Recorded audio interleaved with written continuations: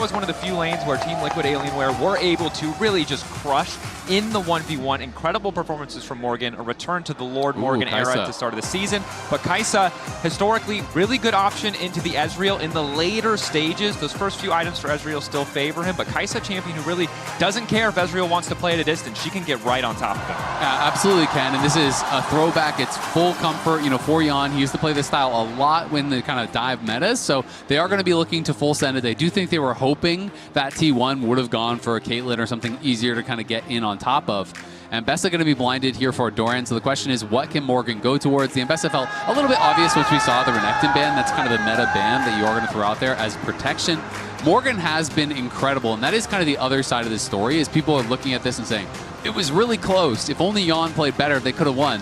But you can't guarantee that Morgan is going to be chain solo killing Doran and that Jose is going to be getting advantages over Owner at times, right? Like, they played so damn well, and that is not easy to do. That is not a guarantee. That never goes out early in tournaments, though. The worst they've ever done at Worlds is semifinals. Anytime they're in MSI, they're usually having a deep run. They're never knocked out before, the bracket stage, before that elimination stage. The 2019 MSI that EU fans love to bring up, that's their worst result. Third, fourth. Exactly. Third after, once we got to double elim. How many teams are left? Yeah. More than 3 or 4. Exactly. Unfortunately. Already seeing some early aggressive trading here in the bottom lane. Carrier trying to make the most of that Bard level 1, getting the electrocute proc down. A bit of chipping away, but both sides burning heal, so not the end of the world. And a pot already used for Jan, and he's going to be missing, about 100 HP as well on top of that, even after the potion does expire. So significant HP advantage there for T1. As Carrier tries to predict with the Cosmic Binding, can't find it. And this is the difficulty, right? You can look at a matchup like this and think, great, we're going to do well later, just hold on. But that is so much easier said than done against these guys who are just so incredible at pushing the limits of every matchup and punishing you on every minion. They're going to crash the wave, they're going to stack it, and then when it bounces out, well, guess what? You got to be able to fight them or you're going to be losing minion after minion after minion, and that's why it gets so hard. And you can see Core doing what he can with that crash down, trying to get a little bit of space, but he knows that in these early levels, you're just not going to be able to match the power of the Ezreal Bard, both the range and their early strengths of their kits. A few more levels, maybe things can even out, but you said it, it's not easy to weather the storm. We like to pretend when we're not watching, when it's a lane that we're not in, hey, just hold on, buddy, it'll be fine, but always easier said than done. And you can see here, of course, Carrier, some impressive numbers in terms of his individual games, and certainly a player we're going to be tracking across the entirety of this tournament. But first he has to make it through TL, and, well, he's done it once before. But can he do it twice? That's the question on everyone's mind. That's true. It's true. I will say Doran already looking a little bit more comfortable in his laning matchup. Last time we saw this up against Morgan, it was Morgan on the Rumble, so things are a little bit different this time. Yep, and Carrier now moving to number 3, 193 international games played, including this one, will put him into number 3, passing Xiaohu, a legendary LPL player. And here's that full list. And this is the international assists. Some impressive stuff as we see a little bit of footwork there from Core, but it's crazy to me because this, edition of T1, the most latest one, is new. The one before that even feels new. Carrier, of course. Nice job, production. Love the Animal Edition. I'm the GOAT of supports, and I like this for Carrier because he knows it, and I like when a player owns it. And he's backing it up every time he steps onto the Rift. That's why we started shaking in our boots when we saw the Bard locked in. Yeah, absolutely. And I mean, it is really, really cool to see him talk about that, right? Because, he talked about how that had been his goal, is to become the greatest support in the world. And now feeling confident that he can say that he is. They're looking for a 3-man dive here. Jan is coming back. What was that flash? The magical journey. Bit of an awkward flash. Jan trying to make it back into the tower, but I don't know if the tower's going to be safe with the redive because Paze is just getting hundreds of chip damage for free. 2 minions left. Q connects. They're going to take down Core. Looks like Jan might be next. Quick flash down from Owner, and he manages to live. Jan doesn't seem to be long for this world. The Q just going a little bit wide, but now Squid looking for a bit of vengeance. Rune Prison goes down, but extra damage, and he gets one back in return. Good roam from Quid to salvage a super dire situation. Yeah, really nicely done there by Quid, just ghosting down towards bot lane. He's going to catch most of the wave. I want to see this again. So this was after he had already wasted his flash. I'm not really sure what happened, if that was a misclick or if he'd already spent his flash and it was a Hex flash I saw, but that looked bizarre there from Core. But Quid comes in. Owner had flashed out to actually dodge that turret aggro, otherwise he could have gone down to Jan. So Quid knows he's going to be able to chase him down, get that kill, and you can see a little bit of look of frustration. So I think that was definitely a bit of an oopsie there from Core. But Quid, they gave him a lot of bans to help him out in this mid lane. They banned out the Ori, they banned out the Cassio as well as the Anivia, which are tough for that rise. And Quid is very adept on the champion and is going to be able to get an early kill, get that tier stacking right away. And pressure on him now to transition that lead, because it also means that Pays has been able to pick up that early kill, get that early sheen, the tier already stacking. Definitely a guy to keep our eyes on. Is Quid immediately going to flash forward. Follow-up is there, the flick back is there, but it might just be a little bit too late. The red buff is still ticking. Faker forced to flash away, but not getting the kill is frustrating. That's 2 flashes burned on the side of TL. Exactly, they get both the flashes there. That is so good from Faker, being able to actually tank that gank.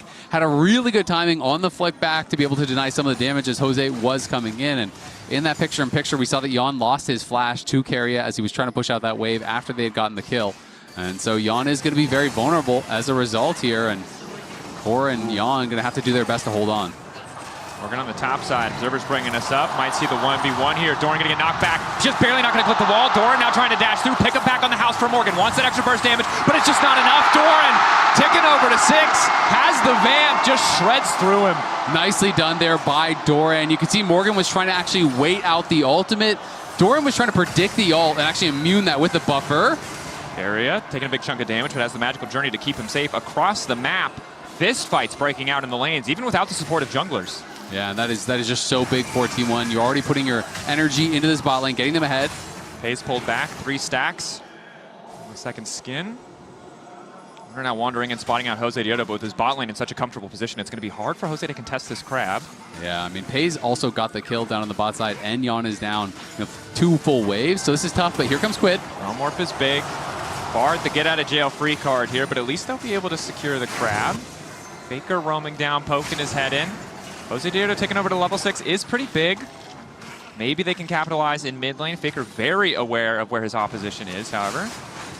Jose Diodo might not care. Cataclysm? Walking at him menacingly? With a Fnatic Jarvan skin? The man has a lot of aura. You gotta respect it, but it is just gonna be an ult for ult trade. Yeah, not the greatest there from Jose. Is going to lose that ult at the end of the day. So here it is earlier, and we can see Morgan tries to wait it out, then get that stun into the wall. Just barely missed it. Tries to flash in and actually go for a Q flash to try to just make it so it's unreactable basically from Doran, but then Doran flashed over that, is able to win out on that 1v1. And then Morgan without flash, of course, cannot retreat. Really slim margins in that 1v1. I think if Morgan gets him into the wall and gets the bonus damage, I think he actually has the kill. And Morgan, remember, was a shining light for TL in the previous series as he now jumps over Keria's head, but there's just no way out. 4 members of T1 seemingly appear on the top side out of nowhere. Starts with a Cosmic Binding, but now Team Liquid want to turn this play back in their favor. Ulti forced out from Owner. The debate from TL, can they keep pushing in? Have to be careful fighting into that choke. And Faker has so many cooldowns up, so they will just back off, have to contest with that ult. I really like how active Quid is being, though. He got early Swifties, and he is just running around everywhere. They are looking to scrap. We have heard TL, and Quid in particular, talking about how fast T1 looks to play, and that you need to be able to match that pace. Because if you try to sit back, your teammates are going to get preyed on. They're going to be getting picked off left, right, and center. So you need to be as active as they are. And Quid is trying to do just that. Tries to match the play towards topside. Now moving bot to try to get behind Pays, but he has a ward, and that should mean that he is going to be probably safe. Yeah, Pace should be fine. Dodges the initial burst of damage. Root connects, but there's not really any follow-up there. Again, you can see that it feels like Quid knows how important it is that he leverage his lead. He's the only member of the team with a lead on the map, right? As dominant as Morgan was in the previous series. You know, we saw the stats briefly on the side there. Thus far in this first game, it just has not been the case. Even if the margins were close, ultimately getting the kill just puts Doran in such a comfortable spot as T1 almost 2K in the lead, only 8 minutes in. And it's like I was saying in draft, right? You can't take that for granted. You can't assume that Morgan is always going to get those kind of leads against Doran. It's just not going to happen. Doran is too good of a player to always get that sort of an advantage over him. So, you know, both Doran doing better in the 1v1 individually, and then T1 putting a lot of resources up towards that top side to try to cover for Doran, make sure that without the flash he couldn't get ganked, and as a result they were able to actually kill off Morgan. So they really are trying to put more of an emphasis, I think, on this top lane, and that may be one of the adjustments that T1 came into today, looking to try to really polish up. And thus far, they had the cake, and now they're eating it too, because not only are Pays and Keria still winning on the bottom side, but they've also limited a strength that we saw previously. Again, it was an 0-3 loss from T1, despite that, up in CS, up in gold, and up in XP across the entire series. Not something we frequently see. A testament to how good Morgan was playing on the day, but Doran clearly coming back stronger and with a lot more support in this top lane. Morgan, Meganar back into the wall, but there's simply too much damage. perfectly timed ulti from Carry as well, just to deny that extra tower shot. Yeah, that is actually crazy. Turns off the tower there, because had that been a split second earlier, Morgan would actually be in that, and maybe things could look a little bit more awkward, but beautifully timed there by Carrier. They get another kill. It goes to Doran. Morgan has been put in the dirt, and Team Liquid just trying to get something back on the other side. Will get a Dragon, but they're down 2,000 gold now already. Dragon is the consolation prize for the top play, but it's tough, right? We already see that first item completion coming in from Doran so accelerated. 1K individual lead. Eclipse now finished. It's only going to make things that much harder for Morgan to just survive. And you see the swap now from TL.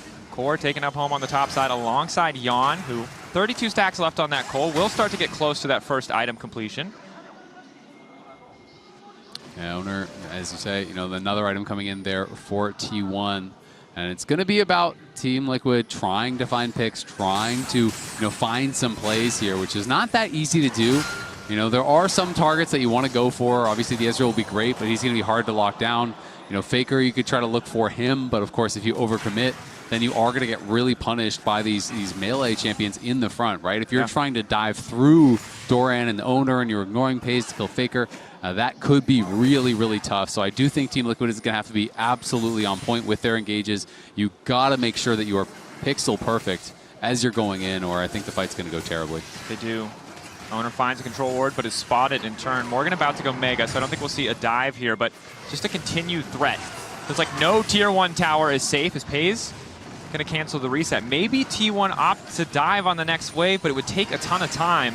And Jan already on the way. Carrier further delaying the play, but I think just trying for a little bit of a tempo advantage there to deny the recall to top side. Exactly. It's Doran, because he's pushing top side. That is why he spent the ult there. Normally it's not worth it just to slow down a recall, but not only does this mean Doran is going to probably kill the full tower, you're going to lose at least a full wave if there wasn't already other minions dying there. So Doran's going to be able to get first tower gold off the back of that help there from Carrier with the 3 grubs. That is such a nice play from Carrier that I think a lot of people would not be thinking about. It just gives so much tempo. Now Morgan, who has been preyed on by all of these ganks, all of these plays, got solo killed in a very close situation, then gets attacked in 4-man dove, 3-man attacked in the jungle and killed, and now he gets ulted there and loses the full tower. You're down 2K. Doesn't matter how well you play in the 1v1. Cosmic Binding goes a little bit awry. All eyes on Carrier. Bit of revenge for the early action on the map, but Pays again still standing. Unconcerned that 3 members of TL are standing in his face, but a nice pick, a little bit of something back for TL. But should he be concerned about the 4th member? He wasn't concerned about 3, but Quid is now down here, and they're thinking about going for this dive. Jan is pushing it in, but Faker is moving, and so is Doran. Triforce completed. TL betting a lot on this dive. Weaver's wall spotted. They're going to try to burst him down as quickly as possible. They get it done, and it looks like they're going to get out scot-free. T1 continuing to push. Nice flick back onto Jose. Doran sprinting into the play, but the ghost burn by Quid means TL are going to walk away. A nice dive to knock Pays down a peg. Yeah, that is actually really good couple of plays there from TL. They kill off Carrier. They immediately pull off the dive onto Pays. Quid is playing a brilliant game. Ulti, though. Quid might now be in trouble. Carrier continuing to run forward. A bit of damage returned. Catalyst, a nice bit of extra healing, and could survive. Doesn't even flash. That is a lot of confidence there. Knew the limits. That it is, but Jan might be in trouble as well. Q2, luckily the Sundering Slam does not connect. Jose Gioto's still here. Carrier playing pretty aggressive for how little health he has. The ulti! I feel like sometimes T1 live 5 seconds in the future, and it's not fair. That was dangerously close. Like the Bard play earlier. God. Oh, they do! They live 5 seconds in the future! Oh, man. I think they saw him walk into the brush there with that ward over the wall, very likely from Carrier. Really well played by him. Again, just trying to delay. Doran does have to be a bit careful. Has no ult, but Morgan, his Gnar is on cooldown as well. Yeah, I think saw an angle, but maybe a bit over eager. But now it's Quid who's moving in. Carrier forced to flash back. Core on the way as well. Flash forward. That's going to be the route. Another pick. This time onto Doran. The Mikhail's not enough to keep him standing. Carrier hoping he can get a way out, but he just doesn't have the cooldown. TL grabbing another. Man, what can't Quid do this game? Gets a shutdown. This man is playing 3 lanes and jungling at this point. Quid is on one, easily having his best game of the tournament so far in my view, but they are still down over 1,000 gold despite the heroics from Quid. Thankfully, Doran, was shut down. They get the kill onto Keria. Morgan gets a little bit of gold back there. So, Morgan just really needs to stabilize because he still has a lot of ways to go to even get towards that Triforce. And he does. Spotting Faker. Faker forced to back away. But yeah, even as we're watching that play happen, focused on the kills that are coming through, so many waves are being deleted by towers, so many plates chipped away at by Faker in the top lane, by Pays in the mid lane. As mid lane tower falling, making that map feel a little bit smaller for the side of TL. So as good as those kills are to bring the game back a little bit closer, still have to play clean. Pays locked up, E over the wall, flash out of the Cataclysm. Yan immediately going to chase, but Owner's on the way, and not before Yan manages to take down his opposing number. Core trying to split as best he can. Ozirito chasing Keria, and he manages to grab the kill. Owner now moving through too. Here comes Core Morgan. stepping forward, but it's all eyes on Quid to try and make the difference. Morgan moving in as well. Unraveled are stopping him from getting too far forward. Ozirito looking for the 1v1 versus Faker. Red buff still procced. Owner on a killing spree, but will finally drop. Faker nowhere left to go. Jose grabbing the kill. It's a bloodbath, Dracos. 15 kills, 15 minutes. What a way to start off the final series here of play-ins. And look at the patience from Yan. Waits until both the E and the flash is used to go in with the killer instinct, knowing there's no escape there for Pays. Owner does a good job taking him down, but then they have the extra man. Jose is just buying time here for Morgan to be able to come down to help them out. Quid is working on Owner, is able to finish him off, even though he just barely gets that kill onto Core JJ. It's another great fight here from Team Liquid, who are just keeping things so scrappy in this game. They clearly have the idea to play at the same pace as T1. And there we have the coach reactions, and you're completely correct. I mean, ultimately, T1 still ahead in gold, I think, because of so many of the macro plays. Trading and evening in kills, isn't going to put you too far behind. There weren't these massive shutdowns. It wasn't that big of a lead, but TL keeping it close makes a lot of the rest of the game feel much, much more contestable, especially Yan is getting closer to that second item, and you can see why they would pick the Kai'Sa into this Ezreal. It's not going to be easy for Pays to step so far forward, especially now that he's missing the flash. Yeah, absolutely. It can be pretty scary. You can see Keria did rush for the Mikhails, so wants to have that cleanse, wants to keep Pays safe because he is, of course, playing barrier. He's not going to be playing cleanse, so is going to be there with the perfectly timed Mikhails every time, it feels like. But we are seeing, Morgan at least now relevant. Of course, still very behind Doran, his counterpart, who does have 2 items and is a terror. But you can see in the Coinbase gold grind, it's still a significant lead for Doran. But if Morgan can get to a point where he can at least stabilize in a side lane against Doran, and you can have a 4v4 fight, it's actually favored in gold towards TL, right? But that is a big if, because Doran is giga-fed. And that was one of the things that T1 did so well, even when TL had that gold lead, is find favorable fights in situations where it felt like it shouldn't have been possible. So again, this is what we know. We heard from Spawn yesterday. Look, getting a lead is fine. Closing the game out, a different story. Really need to take it to the next level. And Quid, of course, on Rise is the centerpiece, is the focus, because the story for TL versus T1 at this tournament has been individual members stepping up, and today it's Quid's turn. He is the man who has this gold advantage, 3-0-2 on the way to a second item. Tier already fully stacked for the Seraphs to come in and can just be a massive threat in the fights. Yeah, it is really cool. And it's, even though Kai'Sa is not a new pick, as far as the history of League. Sure. It is a new pick at MSI, and it's really cool to see TL just continually trying to innovate here to surprise their opponents. You're going up against T1. Let's be honest. This team has won 3 World Championships in a row. You are the underdog, right? You can beat T1 domestically in the LCK, and you're the underdog when you play in an international Of course, event, right? exactly. That's just the amount of aura. That is the amount of success this team has on an international stage. Yeah, so you got to be coming out with your best in draft. You got to be looking for edges. You got to try to surprise them, because if you just play stock standard, the same game that T1 has seen 1,000 times, they're going to beat you almost every one of them. Just about. Of course, T1 continuing to push on that sideline. You mentioned it. Doran, so strong. It's difficult for anyone to match him, but TL kind of ignoring him, leaving on his lonesome, setting up Morgan to push top lane as they set up to crash the Herald mid, buying a bit of time, a little bit of trickery there.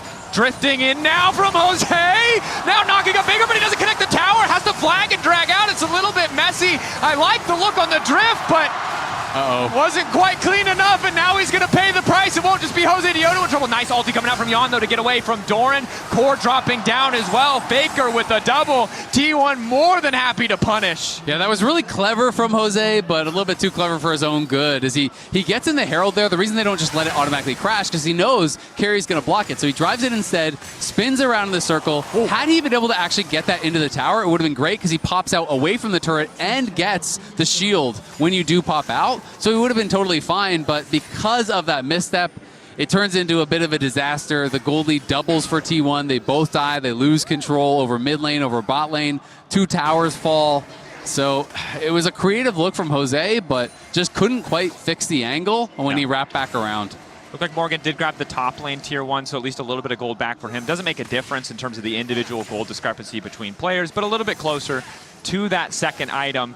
Again, good looks, but not quite perfect. And against T1, it really has to be flawless if you're going to go for something like this. It's a clever start, tries to make the most of it, but unfortunately the full commit starts to cost him.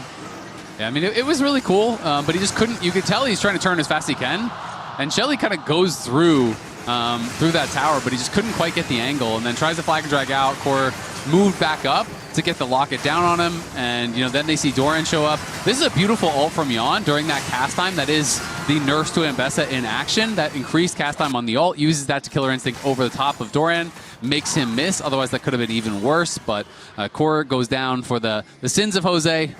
And you're going to have to retake that driver's test, buddy. The fans are saying revoke his license, but guys, cars have turning radiuses. You guys are going to be out there flipping Miatas if you think cars could just turn instantaneously like that. You gotta chill. It's less about being able to turn faster. It's more about you don't try that kind of turn, buddy. I see, yes. You're going down the highway. You don't just try to do fun fact, I don't have a license, so I don't know why deemed necessary to speak in this particular moment. But yeah, I'm going to trust you on this one, Isaac. You have a car, you drive, you know things. That said, you dabble. Yeah. Look, it's still just a 2K gold lead. Yeah, I could have made that Herald work. I would say. I would have braked the stop sign personally, but I respect the play. Personally, I would not gotten in the Herald. Yeah. I mean, where do you even drive the Herald from? It's kind of weird when you think about it. You're fully absorbed in its body. I think. And then you explode out the back. In order for this to be where are you coming from? No, I think we all know. I think we're not going to talk about it because it's a family-friendly show. TL. I'm not getting in. Copying a little something from the T1 playbook. It is the cheeky random Baron start, and T1, it's their playbook. They know this play. They dropped the ward over the wall. They saw them there, and TL immediately backed off. You can't sneak a 20-minute Baron against T1 because T1 is on their way to try to sneak a 20-minute Baron. That's the problem. They're already there. They're already there. They don't even know you're there. They're surprised. What do you mean, Man, this is embarrassing. We were both trying to sneak it. We have reservations. Let's just leave. Let's just leave. This is weird. We'll take Dragon. Yeah. Which is Come back in a couple minutes. Try to sneak it again. Look, and them getting Dragon, not the best deal from TL, but they didn't all die at the Baron, so that's decent. Again, we check in on the items, a thing we do very often. 2 completed items for Quid, but has stalled out a little bit as Faker's also grabbed his second. And Rylai's not the biggest raw power spike, but certainly an incredibly annoying item coming out from Faker. And with Pays doing so much damage, with Doran doing so much damage, he can opt for a utility item and still just be a giant pain for TL to try and navigate around. Yeah, we'll see exactly how TL are going to be able to play it out in these next fights. It is going to be Hextech Soul, but thankfully TL did get that one early Mountain Dragon, so they're not facing down Soul in 4 minutes. It is facing down Soul Point. Not something you want to give for free, but at least it's not game-ending by any means if you do give over that 3rd Dragon. Whereas that 4th Dragon will be a must. You're going to have to contest that, I think, if you want to stand a chance. Playing against Ezreal and Bard and Talia with Hextech Soul is just, it's going to be GG. So we'll see what TL can do. Pace of the game has definitely slowed down over the last 7 minutes or so, but both teams are constantly posturing and looking for opportunities. Yeah. Both teams, though, have done an excellent job not burning any major cooldowns, even when looking, when checking. See if any flashes come down here. Flash forward onto Faker. Immediate engage. John coming over the wall. Faker now in trouble, but is able to flash out to safety. Owner, a beautiful disengage on the Crescent Guard, and now Carrier locking down multiple members, looking to follow up. Morgan 1v1 off on the side, but it might not matter because Carrier is now running for the hills. Unfortunately, Team Liquid spent so much to finish off a support, and now they're in trouble. Pays flashing into melee range of 2 people. He is unconcerned. He is unstopped. Just continuing to free fire. A triple for the Ezreal. Yeah, triple for the Ezreal, but Morgan is still alive. Quid has got to get out of there. They do get another kill, and now the Realm Orb coming through. Quid will be able to exfiltrate the hot zone, but not before 4 members from TL go down. It's a fight won by T1 by the slimmest of margins there. Morgan just couldn't quite get in to actually join the fight. And Quid not able to get that tiny bit of extra damage he needed to be able to finish off Pays. That's the gold difference in action. Still sticking around for a second. I don't think this is the play they're looking for, but they consider it for a brief moment. And you highlighted it was an initial start that looked pretty solid for the side of Team Liquid Alienware. Check it out again now. Starts off with Faker in trouble, but T1 recovered beautifully. Yeah, it's a really nice Q flash in onto Faker, but they buy so much time for him here. The Ezreal ult goes through the whole team. Owner throws down the Crescent Guard to buy a lot of time, and then Jose and Jan are already kind of chunked out of this fight. Keria goes for a Q flash, which ends up being a rare misstep on the Bard. Whiffs on the Q flash, gets taken down, but T1 are back to live, back on Baron here. TL do know about it, but the question is, can they do anything about it? It's going down fast. Ooh, Jose Diana, no flash, and Keria does have ult. He's doing his best to disengage. His ulti doesn't connect. Jose, time to make the score better in the 50-50s. Jose trying to make the difference, but Owner! Once again, I look like 1 HP! This man refuses to lose an objective. Morgan in trouble. All of T1 descending on TL. Nowhere left to run. And that is probably going to be enough here for T1. The ace Team Liquid. Owner wins another smite against Jose. It was down to 1 HP, but that is 1 HP too much for TL. And T1 wipe them off the map and take full control of this game here. They're not pushing for the end, but they are pushing 3 waves and looking to deal enough damage that this one is all wrapped up. Breaking open the base. An incredibly confident take, trusting an Owner to win the 50-50, even if it's by the slimmest of margins. But T1, we saw in the previous fight, not afraid to play on the slimmest of margins. They always come out on top. TL maybe going to look for some exit kills, punish T1 if they're over-eager on recalling too soon, but what a dominant fight. Yeah, I mean, the smite was so close, but the reality is you're going to lose the fight even if you get the smite, and that's more why T1 are willing to actually flip this. Core goes in, Hex Flash over, stuns up Owner, in comes Jose. The initial smite brought it to something above 1, and then it went to 1, 278, 1, and then. So I'm not even sure whose auto attack that was. I'm not sure if that was like a Jose auto Q that actually, brought that down, or a Q smite or something like that. But either way, it goes the way of T1. The reality is, though, I think even if he steals that, they're very likely to still get aced. Maybe the rest of the carries just back off or something, and you can get a couple Barons out. But unfortunately, that is not the way the cookie crumbles. And last time these two teams fought, Owner was winning every single 50-50. And he picks up where he left off in this series, and that's a backbreaker for TL. Our production tracked it, right? 5-0, now 6-0 on those 50-50 I don't know why they would exchanges. Do that. They're kind of... It's kind of messed up. Again, we got a lot of EU producers Jose's here. a really nice guy. He is a really nice guy. Really good Lee Sin. That's why T1 banned it. Maybe he'll get a shot at it in game 2. For now, though, survival is the name of the game for TL, and it is a tall task with a Baron-empowered T1 pushing in on the top side of the map. Flick connects onto Morgan. Charles Fish procs. Bit of an engage onto Owner. Jan still living for an extra second. Snipe, though, coming through crucially onto Morgan. Seeker not going to connect. T1 losing a member, but are still going to break open the base. TP is there for Doran just to get into the fight. T1 look poised to end it here. Yeah, Faker is still coming out of base, so he's going to be running out there. The Dragon's on the map. Doran's going to whiff on the ultimate here. TL trying to hold on. They're looking for an engage with Core. Wipe. Core right into the backline. Flat forward looking to lock up Hayes. Pays too quick on the trigger, though. Manages to jump out just in time. Tempered Fate connecting onto 2. Carry looking for the perfect setup. Nails it onto Quinn. Cataclysm across the team, and down goes the Rise. TL found some good fights, but they could not get their footing in this game as T1 tear right through them. A beautiful game 1 here from T1. TL made him work for it. They scrapped with him, but it was T1 in control start to finish.